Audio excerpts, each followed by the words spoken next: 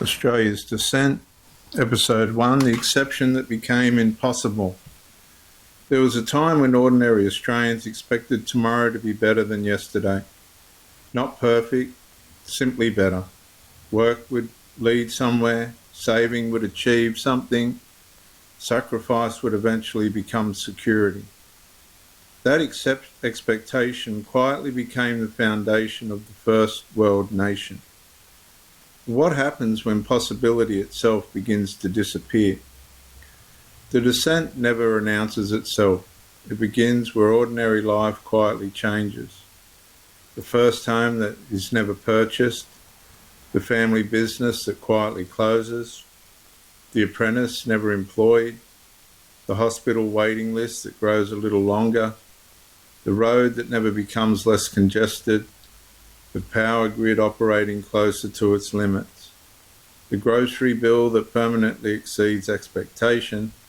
None of these moments feel historic. Each appears temporary, each appears isolated, each appears survivable. Yet every isolated pressure slowly begins to interact with every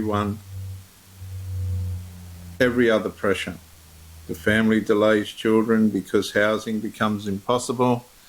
Business delays investment because uncertainty grows. Communities struggle to expand because infrastructure struggles to keep pace. Governments increasingly manage pressure instead of creating capacity. And the nation continues moving, but it moves with less margin, less resilience, less confidence. The greatest transformation is not economic, it is behavioural. Australians begin quietly recalculating what is possible. Dreams become budgets, budgets become compromises, compromises become permanent. The impossible is no longer measured against yesterday, it becomes measured against survival. And this is how national descent enters ordinary life.